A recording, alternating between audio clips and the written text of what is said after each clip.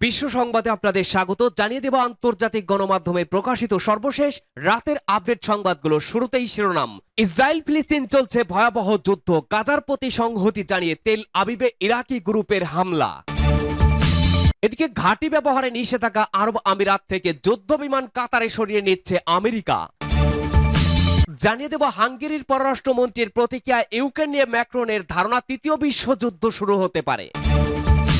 অপরদিকে পশ্চিমা মিডিয়ার অপপ্রচারের বিরুদ্ধে মুসলিম বিশ্বের মিডিয়াগুলো ঐক্য শক্তিশালী করতে ইরান ও ইন্দোনেশিয়ার গুরুত্বারোপ। এদিকে টেকসই চুক্তি নিয়ে সন্দেহ, যুদ্ধবিরতি আলোচনার জন্য কায়রো গেল হামাসের প্রতিনিধি দল। জানিয়ে দেব ইসরায়েলের ওপরে কঠোর হতে বাইডেনের ডেমোক্রেট কংগ্রেস সদস্যদের আহ্বান। সবশেষ জানাবো ইসরায়েলে গণহত্যা, কলম্বিয়ার বিশ্ববিদ্যালয় বিক্ষোভ, মাথার ওপরে উঠছে ড্রোন, গেটে পাহারায় পুলিশ। শুনছিলেন আন্তর্জাতিক গণমাধ্যমের প্রকাশিত সর্বশেষ আপডেট সংবাদগুলোর শিরোনাম। এবারে বিস্তারিত। আজকের সংবাদ সম্পর্কে আপনার মূল্যবান মতামত লিখে জানান। জানিয়ে দিন কোন স্থান থেকে এই সংবাদ শুনছেন অথবা দেখছেন। ভিউয়ার্স, আপনারা জানেন ইসরায়েল ফিলিস্তিন চলছে ভয়াবহ যুদ্ধ।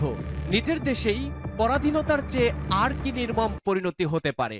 নিয়ম করে যেমন সূর্য ওঠে এবং অস্ত যায়, ঠিক তেমনি নিয়ম করে ফিলিস্তিন মুসলিমদের জীবনেও বারবার নেমে আসে এই নির্মমতা।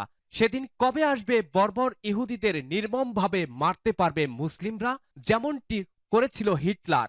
7ই অক্টোবর ফিলিস্তিন ইসরায়েল যুদ্ধ শুরু হয়েছে। তখন প্রায় সব মুসলিম দেশে ফিলিস্তিনের প্রতি সংহতি জানিয়ে মিছিল ও প্রতিবাদ হয়েছে।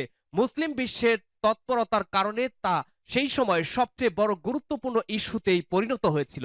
কিন্তু ইদানিং মনে হচ্ছে বিষয়টি গুরুত্ব হারিয়ে ফেলেছে।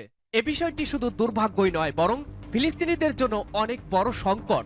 এছাড়া এটি বাইতুল মুকাদ্দাসের বিষয়, আমাদের প্রথম কিবলা মসজিদে আল আকসার বিষয়। যখন থেকে মসজিদুল আল আকসা ইহুদিদের নিয়ন্ত্রণাধীন হয়েছে, ঠিক তখন থেকেই মুসলিম জাতির উপরে তাদের প্রথম কিবলা দখল মুক্ত করা আবশ্যক হয়ে গেছে। তাই বিশ্বের প্রতিটি মুসলিম দেশের উচিত হবে আজই আপনারা ফিলিস্তিন অভিমুখে রওনা দেন, কালকের জন্য অপেক্ষা করবেন না।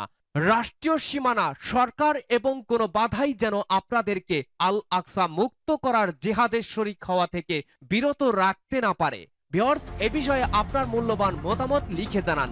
জানিয়ে দিন কোন স্থান থেকে এই সংবাদ শুনছেন অথবা দেখছেন। ভিডিওটি ভালো লাগলে শেয়ার করে সবাইকে দেখার সুযোগ করে দিতে বিশেষ অনুরোধ রইল।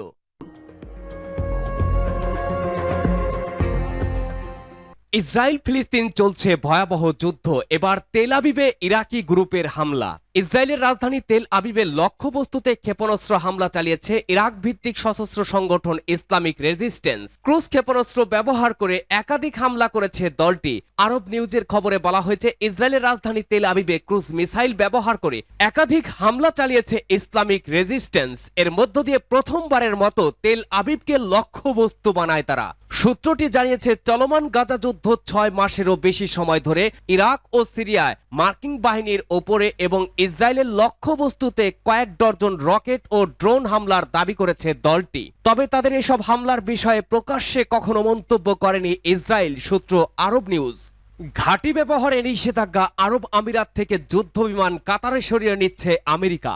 মধ্যপ্রাচ্যের কোনো দেশে হামলা চালানোর জন্য সংযুক্ত আরব আমিরাত তার মাটি ব্যবহার করতে দেবে না বলে ঘোষণা করার পর দেশটি থেকে যুদ্ধ বিমান, ড্রোন এবং অন্যান্য সামরিক বিমান কাতারে সরিয়ে নিয়ে যাচ্ছে মার্কিন সরকার। দৈনিক ওয়াল স্ট্রিট জার্নাল এ খবর দিয়েছে। সংযুক্ত আরব আমিরাতের কর্মকর্তারা গত ফেব্রুয়ারি মাসে আমেরিকাকে জানিয়ে দিয়েছে যে ইয়েমেন এবং ইরাকের প্রতিরোধ যোদ্ধাদের ওপরে বিমান হামলা চালানোর জন্য তারা মার্কিন সেনাদের আল জাফরা বিমান ঘাঁটি ব্যবহার করতে দেবেন না।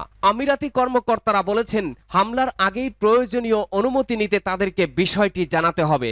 আরব আমিরাতের কর্মকর্তারা ওয়াল স্ট্রিট জার্নালকে বলেছেন ইরাক এবং ইয়েমেনের বিভিন্ন লক্ষ্যবস্তুতে মার্কিন হামলার বিষয়ে বিরুদ্ধে সীমাবদ্ধতা আরোপ করা হয়েছে। আত্মরক্ষার তাগিদ থেকে এই সীমাবদ্ধতা আরোপ করা হয় বলে জানান তারা। সংযুক্ত আরব আমিরাতের রাজধানী আবুধাবি থেকে প্রায় 32 কিলোমিটার দক্ষিণে আল জাফরা বিমান ঘাঁটি অবস্থিত। মার্কিন কর্মকর্তারা বলছেন সংযুক্ত আরব আমিরাতের এই বিধিনিষেধের পর আল জাফরা থেকে অতিরিক্ত বিমান সরিয়ে কাতারের রাজধানী দোহার কাছে আল উদাইদ বিমান ঘাঁটিতে নেওয়া হয়েছে। কাতার এখনো আমেরিকার ওপরে এ ধরনের কোনো নিষেধাজ্ঞা আরোপ করেনি। সংযুক্ত আরব আমিরাতের পক্ষ থেকে এই পদক্ষেপ নেওয়ার মধ্য দিয়ে আমেরিকা ও পারস্য উপসাগরীয় কয়েকটি আরব দেশের মধ্যে উত্তেজনা বেড়ে চলার বিষয়টি ফুটে উঠল। লন্ডন থেকে পরিচালিত news website middle East Eye অজ্ঞাত একটি সূত্রের বরাত দিয়ে গত মার্চে বলেছিল, ইসলামী প্রজাতন্ত্র ইরান যদি ইসরায়েলের উপরে হামলা চালায় তাহলে সৌদি আরব, সংযুক্ত আরব আমিরাত, ওমান এবং কুয়েত তাদের দেশের বিমান ঘাঁটি ব্যবহার করতে দেবে না বলে সিদ্ধান্ত নিয়েছে। বিষয়টি তারা আমেরিকাকে জানিয়ে দিয়েছে। এসব দেশ ইরানের বিরুদ্ধে সম্ভাব্য হামলার জন্য তাদের আকাশ সীমাকেও মার্কিন যুদ্ধ বিমানের জন্য নিষিদ্ধ করার পদক্ষেপ নিতে যাচ্ছে। হাঙ্গেরির পররাষ্ট্রমন্ত্রীর প্রতিক্রিয়া, ইউক্রেন নিয়ে ম্যাক্রনের ধারণা তৃতীয় বিশ্বযুদ্ধ শুরু করতে পারে। ইউক্রেনের মাটিতে ফ্রান্স সেনা মোতায়েন করতে পারে বলে ফরাসি প্রেসিডেন্ট ইমানুয়েল ম্যাক্রন যে বক্তব্য দিয়েছেন তার নিন্দা করে হাঙ্গেরির পররাষ্ট্রমন্ত্রী পিটার সিজার্তো বলেছেন, এই ধরনের পদক্ষেপ চূড়ান্তভাবে তৃতীয় বিশ্বযুদ্ধ শুরু করতে পারে এবং তা সর্বাত্মক পরমাণু যুদ্ধে রূপ নেবে। ফ্রান্সের এলসিআই চ্যানেলকে দেয়া এক সাক্ষাৎকারে তিনি এসব কথা বলেন। ফরাসি প্রেসিডেন্ট ইউক্রেনে সেনা মোতায়েনের যে হুমকি দিয়েছেন সে সম্পর্কে সিজার্তোর প্রতিক্রিয়া জানতে চাইলে তিনি ম্যাক্রনের এই ধারণার কঠোর নিন্দা করেন। তিনি বলেন, ফরাসি নেতার মন্তব্যগুলো পরিস্থিতিকে আরো বেশি সংঘাতময় করে তুলছে। হাঙ্গেরির পররাষ্ট্রমন্ত্রী বলেন, যদি ফ্রান্স ইউক্রেনের মাটিতে সেনা পাঠায় তাহলে তা সরাসরি ন্যাটো ও রাশিয়ার মধ্যকার যুদ্ধে রূপ নেবে এবং সেটি চূড়ান্তভাবে তৃতীয় বিশ্বযুদ্ধ শুরু করবে। গত বৃহস্পতিবার ম্যাক্রন দি ইকোনমিস্ট বলেন, রাশিয়া যদি ইউক্রেনের ফ্রন্ট লাইন ভেঙে দেয় এবং কিয়েভে সাহায্যের অনুধাবন করে তাহলে ফ্রান্স সেখানে সেনা পাঠাবে। পশ্চিমা মিডিয়ার অপপ্রচারের বিরুদ্ধে মুসলিম বিশ্বের মিডিয়াগুলোর ঐক্য শক্তিশালী করতে ইরান ও ইন্দোনেশিয়ার গুরুত্ব আরোপ। পার্স টুডে পশ্চিমা মিডিয়াগুলোর সত্তর বিকৃতি ও নানা অপবাদ মোকাবেলায় মুসলিম বিশ্বের মিডিয়ার ঐক্য ও সহযোগিতা আজ সবচেয়ে বেশি প্রয়োজন। ইন্দোনেশিয়া ইসলামী প্রজাতন্ত্র ইরানের কালচারাল কাউন্সিলর মোহাম্মদ রেজা ইব্রাহিমি ওই মন্তব্য করেন। ইন্দোনেশিয়া ইরানের রাষ্ট্রদূত মোহাম্মদ বরজেদ্দি সহ কালচারাল 28 ইন্দোনেশিয়ার সাইবার মিডিয়া ইউনিটের কর্মকর্তা ও সদস্যদের সাথে সাক্ষাতে ওই মন্তব্য করেছেন। গাজায় ইসরায়েলি অপরাধের কথা উল্লেখ করে রাষ্ট্রদূত বুরুজেদ্দি বলেন, ইসলামী প্রজাতন্ত্র ইরানই একমাত্র দেশ যারা ইসরায়েলের বিরুদ্ধে দাঁড়িয়েছে এবং সেই দখলদার অবৈধ সরকারের ঔদ্ধত্যের কঠোর জবাব দিয়েছে। তিনি আরো বলেন, ইরান ইসরায়েলকে কঠোর জবাব দিয়ে বিশ্বকে এই বার্তা দিয়েছে যে তারা যে কোনো আগ্রাসনের জবাব কঠোরভাবেই দেবে। ওই বৈঠকে পশ্চিমা মিডিয়াগুলোর বিকৃতির বিরুদ্ধে লড়াইয়ের লক্ষ্যে ইসলামী ওয়ার্ল্ড মিডিয়া ইউনিয়নের সহযোগিতা বর্তমান মুসলিম বিশ্বের সবচেয়ে গুরুত্বপূর্ণ চাহিদা বলে উল্লেখ করা হয়। ইন্দোনেশিয়ার সাইবার অ্যান্ড মিডিয়া ইউনিয়নের প্রধান ফেরদৌস ওই বৈঠকে ইউনিয়নের কার্যক্রম ব্যাখ্যা করেন। তিনি বলেন, ইন্দোনেশিয়ার সাইবার মিডিয়া ইউনিয়ন এমন একটি সংস্থা যা মিডিয়াগুলোর ওপরে নজর রাখে। ইউনিয়নটি 7 মার্চ 2017 তারিখে বান্টেনে প্রতিষ্ঠিত হয়েছিল। ইন্দোনেশিয়া সাইবার মিডিয়া ইউনিয়ন এই ধারণার ওপর প্রতিষ্ঠিত যে একটি ন্যায়সঙ্গত সমাজ প্রতিষ্ঠার লক্ষ্যে একটি গণতান্ত্রিক জীবন ব্যবস্থা তৈরি করার জন্য সংবাদপত্র এবং মিডিয়ার স্বাধীনতা প্রয়োজন। যুদ্ধবিরতি আলোচনার জন্য কায়রো গেল হামাস প্রতিনিধি দল, টেকসই চুক্তি নিয়ে সন্দেহ। ফিলিস্তিনের ইসলামী প্রতিরোধ আন্দোলন হামাস জানিয়েছে ইহুদিবাদী ইসরায়েলের সাথে যুদ্ধবিরতি চুক্তির বিষয়ে আলোচনা করার জন্য ইতিবাচক মন নিয়ে হামাসের একটি প্রতিনিধি দল মিশরের রাজধানী কায়রো যাচ্ছে। আর শনিবার প্রতিনিধি দলটি কায়রোয় পৌঁছাবে বলে সামাজিক মাধ্যম টুইটারে দেওয়া এক পোস্টে হামাস জানিয়েছে। এই পোস্টে বলা হয়েছে, সম্প্রতি হামাস নেতারা যুদ্ধবিরতির ব্যাপারে যে প্রস্তাব পেয়েছেন তাকে ইতিবাচক দৃষ্টিভঙ্গিতে দেখছেন এবং একটি চুক্তিতে পৌঁছানোর ইচ্ছা নিয়েই হামাসের প্রতিনিধি দল কায়রো যাচ্ছে। হামাস এই বিবৃতিতে আরো বলেছে, সম্পূর্ণভাবে যুদ্ধ বন্ধ, উদ্বাস্ত লোকজনকে তাদের ঘর বাড়িতে ফেরার সুযোগ দেয়া, পুরো গাজা উপত্যকায় ত্রাণ এবং পুনর্গঠন কার্যক্রম পরিচালনা এবং একটি আন্তরিক বন্দি বিনিময় চুক্তির বিষয়ে আমাদের জনগণের দাবি পূরণের লক্ষ্যে আমরা প্রতিশ্রুতিবদ্ধ। তবে হামাস সম্পূর্ণভাবে যুদ্ধবিরতি চাইলেও যুদ্ধবাজ নেতানিয়াহু রাফা শহরে স্থল আগ্রাসন চালানোর ব্যাপারে অনড় অবস্থান। সেক্ষেত্রে কায়রোয় যুদ্ধবিরতির চুক্তি হলেও তা কতটুকু টেকসই হবে তা নিয়ে সন্দেহ রয়েছে।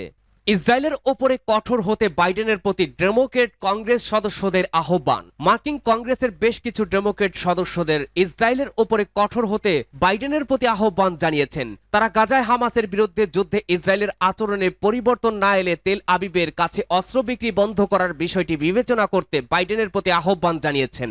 শুক্রবার ৩রা মে কংগ্রেসের ৮৬ জন ডেমোক্রেট স্বাক্ষরিত চিঠি হোয়াইট হাউসে পাঠানো হয়। এতে যুক্তরাষ্ট্রের ঘনিষ্ঠ মিত্র ইসরায়েলের প্রতি কঠোর হতে বাইডেনের ওপরে চাপ তৈরি করা হয়। আইন প্রণেতারা গাজায় ইসরায়েল সরকারের যুদ্ধ পরিচালনার বিষয়ে উদ্বেগ প্রকাশ করেন, কারণ এটি ইচ্ছাকৃতভাবে মানবিক সহায়তা বন্ধের সাথে সম্পর্কিত। চিঠিতে ইউএস এজেন্সি ফর ইন্টারন্যাশনাল ডেভেলপমেন্টের উদ্ধৃতি দিয়ে বলা হয়েছে, গাজায় মানবিক সমর্থিত মানবিক ত্রাণ সরবরাহের ওপরে ইসরায়েলের বাধা প্রদানের কারণে নজিরবিহীন মানবিক বিপর্যয় তৈরি হয়েছে। আইন প্রণেতারা বাইডেনের প্রতি আহ্বান জানান তিনি যেন ইসরায়েলের প্রধানমন্ত্রী বেঞ্জামিন নেতানিয়াহুকে স্পষ্ট করেন যে ত্রাণ সরবরাহ যে কোনো প্রতিবন্ধকতা সৃষ্টির জন্য যুক্তরাষ্ট্রের কাছ থেকে নিরাপত্তা সহায়তা পাওয়ার বিষয়ে ঝুঁকি তৈরি হবে। চিঠিতে যারা স্বাক্ষর করেছেন তাদের মধ্যে হাউস আর্মড সার্ভিসেস কমিটি এবং ফরেন অ্যাফেয়ার্স কমিটির ডেমোক্রেটরা রয়েছেন। উল্লেখ্য, গত বছরের ৭ই অক্টোবর ইসরায়েলে হামাসের হামলার পর থেকে তেল আবিবে যে পাল্টা অভিযান চালিয়ে আসছে তাতে নিঃশর্ত সমর্থন দিয়ে আসছেন বাইডেন। এ কারণে তিনি তীব্র সমালোচিত হচ্ছেন। গাজায় ইসরায়েলি হামলার প্রতিবাদে ইতিমধ্যে যুক্তরাষ্ট্রের বিভিন্ন বিশ্ববিদ্যালয় ক্যাম্পাসে ছাত্র বিক্ষোভ তীব্রতর রূপ নিয়েছে। সূত্র বাসস। ইসরায়েলের নৃশংস হত্যাযজ্ঞ, কলাম্বিয়া বিশ্ববিদ্যালয় বিক্ষোভ, মাথার ওপরে উড়ছে ড্রোন, গেটে পাহারায় পুলিশ। ফিলিস্তিনের প্রতি সংহতি জানিয়ে ইসরায়েল বিরোধী বিক্ষোভে অংশ নিয়েছে যুক্তরাষ্ট্রের বিশ্ববিদ্যালয়গুলোর শিক্ষার্থীরা, আর তাতেই বিক্ষোভকারীদের ওপরে চড়াও হয়েছে স্থানীয় পুলিশ। প্রতিবাদে আঁতুড়ঘর হয়ে উঠেছে কলাম্বিয়া ইউনিভার্সিটি। বিশ্ববিদ্যালয়টির একটি ভবন প্রায় 18 ঘন্টা ধরে দখলে রেখেছে ফিলিস্তিনপন্থী বিক্ষোভকারীরা। তাদের ফোন থেকে ছড়ানো ফুটেজে দেখা গেছে ক্যাম্পাসের দক্ষিণে কমপক্ষে 7টি প্রিজন বাস পার্ক করে রেখেছে পুলিশ। রয়টার্সের প্রতিবেদনে বলা হয়েছে, ম্যানহাটন ক্যাম্পাসের গেটের বাইরে লাইন ধরে দাঁড়িয়ে রয়েছে নিউ ইয়র্ক পুলিশ। বিক্ষোভকারীদের ওপরে নজর রাখতে সন্ধ্যার আকাশে নজরদারি করতে ড্রোনও ওড়াতে দেখা গেছে। ইসরায়েলের সঙ্গে কলম্বিয়ার আর্থিক সম্পর্ক ছিন্ন করার প্রতিবাদে প্রায় 2 সপ্তাহ ধরে ক্যাম্পাসে তাঁবু টানিয়ে অস্থায়ী ক্যাম্প স্থাপন করেছিল বিক্ষোভকারীরা। তাদের ক্যাম্পের ওপরে ড্রোন ঘোরাফেরা করতে দেখা গেছে। বিশ্ববিদ্যালয় কর্তৃপক্ষ ছাত্র নেতাদের সঙ্গে মঙ্গলবার জুম মিটিং ডেকেছে। তাদের গত আলোচনা ব্যর্থ হয়েছে। বিক্ষোভের কয়েক ঘন্টার মধ্যে পুলিশ চুরি ও অনুপ্রবেশের অভিযোগে বেশ কয়েকজনকে গ্রেপ্তার করা হয়েছে। তাদের মধ্যে অন্তত 30 জন শিক্ষার্থী, 6 জন সাবেক ও 2 জন কর্মচারী ছিল। পুলিশ প্রতিবাদ ক্যাম্পগুলো সাফ করেছে। ঘটনার প্রতিবাদে বিশ্বব্যাপী বিশ্ববিদ্যালয়গুলোতে বিক্ষোভ ছড়িয়ে পড়ে।